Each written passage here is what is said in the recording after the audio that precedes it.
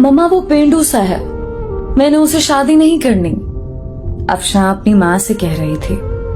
माँ ने प्यार से कहा, बेटी वो तुम्हारा कजिन है, अच्छा लड़का है, क्यों शादी नहीं करनी उससे? मम्मा वो पेंडू सा है, ना उसे कपड़े पहनने की तमीज है, ना उसे बात करने की तमीज है। मैं उसके साथ शादी नहीं करूंगी। अफशां, शादी तो करनी पड़ेगी, तुम राजी हो या ना हो। अफशां ने अपने कजन सारिम को कॉल की। सारिम, मैं तुमसे शादी नहीं करना चाहती, तुम शादी से इनकार कर दो। सारिम ने कहा, मैं माँ बाप की मर्जी के खिलाफ नहीं जा सकता, मैं तुम्हारे साथ जिंदगी भर नहीं रह सकती। ठीक है, तुम खुद इनकार कर दो फिर, मैं तो कुछ नहीं कहने वाला।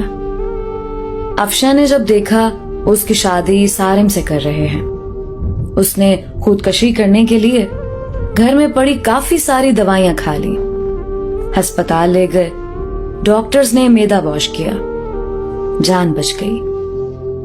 अफशां ने अपनी माँ के सामने हाथ जोड़े।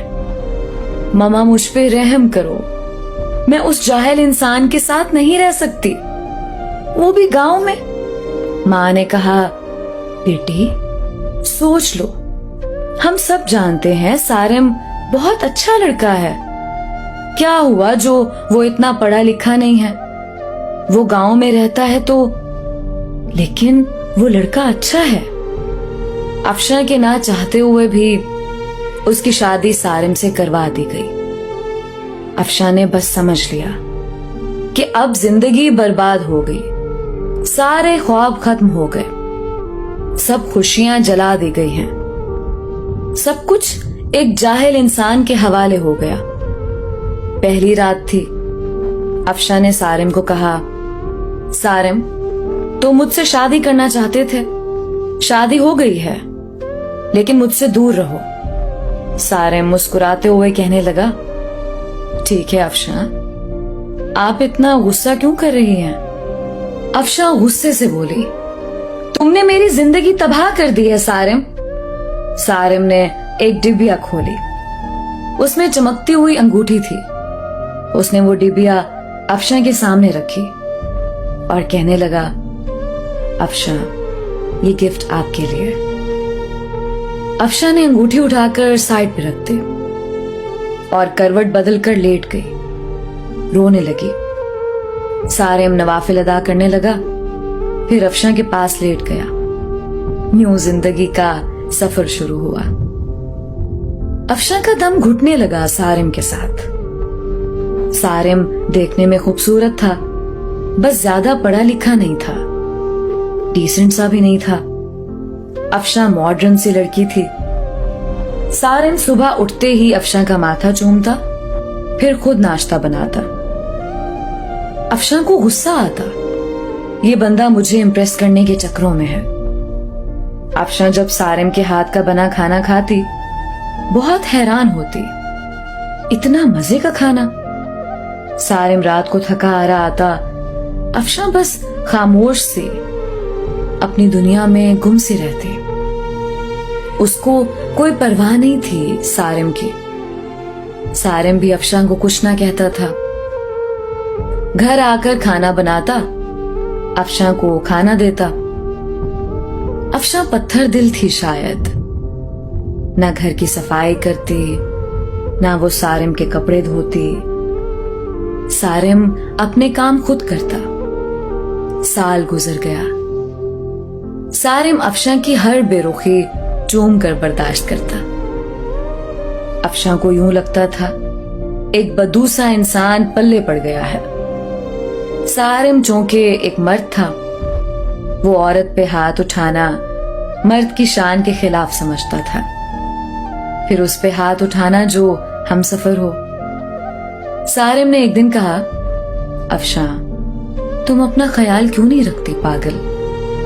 देखो रंग कितना धीमा पड़ गया है तुम्हारा, तुम्हारे बाल देखो कितने रूखे से हो गए।